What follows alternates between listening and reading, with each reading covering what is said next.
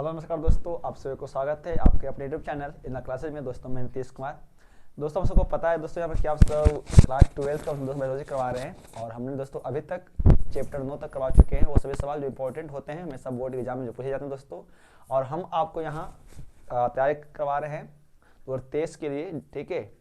और आप सबका रिस्पॉन्स भी अच्छा आ रहा है। कृपया आप इसी प्रकार वीडियो में बने रहिए और वीडियो अच्छे लगे ना तो इसको मित्रों को शेयर कीजिए। दोस्तों हम सब आईएएस यहाँ पर दोस्तों लेकर आए हैं अध्याय 10, जिसका नाम है मानव कल्याण में सूक्ष्म जीव। इससे पहले हमने पाठ 9 देखा था, है ना, खाद्य उत्पादन में वृद्धि की कार्यनीति। अच्छा लगे दोस्तों तो आप इसे शेयर जरूर करेंगे। और आइए हम यहाँ पे ये चैप्टर से तो सवाल पूछते हैं बट बहुत कम सवाल आता है चैप्टर से, ठीक है। जैसे हमने यहाँ पर ये 4 सवाल लिए हैं जो हमको लगा कि ज़्यादा इंपॉर्टेंट है, बट हमने ऐसे कोई सवाल को देखा नहीं जो हमको नहीं लगा, तो उसको दोस्तों छोड़ दिए हैं, ठीक है। बाकी जो आपको लगे इंपॉर्टेंट है तो आप उसको पढ़ते रहें, ठीक है। हमने देखा सवाल नंबर 1 क्या है, बहुत इंपॉर्टेंट है कि बहित मल जल क्या है और इसके उपचार में सूक्ष्म जीवों का क्या महत्व है, ठीक है। बहित मल जल क्या है और इसके उपचार में सूक्ष्म जीव का क्या महत्व है। तो दोस्तों हम यहाँ पर सबसे पहले क्या करते हैं, समझते हैं क्या कि बहित मल जल किसे कहते हैं। तो हम सबको पता क्या है कि हमारे गांव शहरों के नालों से निकलने वाले व्यर्थ जल, जो गंदे जल होते हैं, है ना, जिसे हम सब बहित मल जल कहते हैं।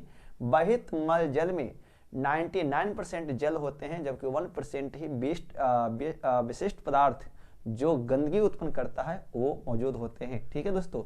हम सब इसे क्या कहते हैं, बहित मल जल कहते हैं। बहित मल जल को उपचार करने के लिए, मतलब साफ करने के लिए सब क्या करते हैं, सूक्ष्म जीवों का इस्तेमाल करते हैं, ठीक है। तो सब कैसे इस्तेमाल करते हैं दोस्तों, उसके बारे में तो यहाँ पर क्या है कि हम सब, आपको पता क्या है दोस्तों कि हम सब क्या करते हैं यहाँ पे, है ना, कि सूक्ष्म जीवों का उपयोग कर क्या करते हैं कि कार्बनिक प्रदूषकों का, जो जल में जो कार्बनिक प्रदूषक मिले होते हैं, हम सब क्या करते हैं कि उस गंदे पानी में सूक्ष्म जीवों का उपयोग कर कार्बनिक प्रदूषकों का अपघटन कराया जाता है। इसके लिए वायवीय सूक्ष्म जीवों को यांत्रिक बातन टंकियों से, है ना, से गुजारा जाता है और ये सूक्ष्म जीव लगातार को ऑक्सीजन मिलते रहता है, जिसके कारण उस जल में जीवाणुओं की वृद्धि हो जाती है और फिर द्वितीय उपचार के बाद उसे पानी को प्राकृतिक जलाशय में बहा दिया जाता है और वो पानी इस प्रकार से साफ हो जाते हैं दोस्तों, ठीक है। तो हम सब इस प्रकार से बहित मल जल को उपचार करने के लिए हम सब सूक्ष्म जीवों का इस्तेमाल दोस्तों करते हैं, ठीक है। चलिए सवाल अगला है क्या कि नीला हरित शैवाल मृदा के लिए कैसे लाभप्रद है ना। नीला हरित शैवाल जो है हमारे मिट्टी के लिए कैसे लाभदायक है दोस्तों, उसके बारे, ठीक है। तो उसको पता क्या दोस्तों कि नीला हरित शैवाल क्या करता है, हमारे मृदा में कार्बनिक पदार्थों की मात्रा को बढ़ा देता है, जिससे उस मिट्टी की उर्वरक क्षमता बढ़ जाती है।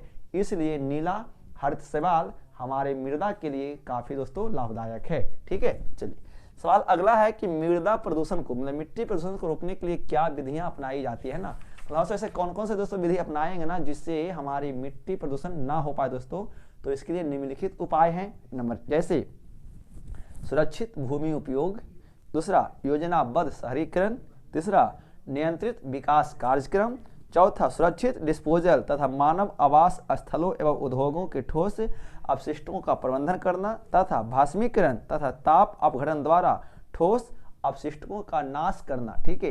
ये सभी उपाय हम सब अपना कर क्या करेंगे दोस्तों, मिट्टी की प्रदूषण को रोक सकते हैं। सवाल दोस्तों अगला क्या है कि बायोगैस का निर्माण कैसे होता है, ठीक है। बायोगैस का निर्माण दोस्तों कैसे होता है, तो उसको पता क्या है कि जीवाणु गैसों के मिश्रण जैसे मीथेन, हाइड्रोजन सल्फाइड तथा कार्बन डाइऑक्साइड आदि गैस जब आपस में सब मिलते हैं तो ये बायोगैसों का निर्माण कर लेता है, ठीक है दोस्तों।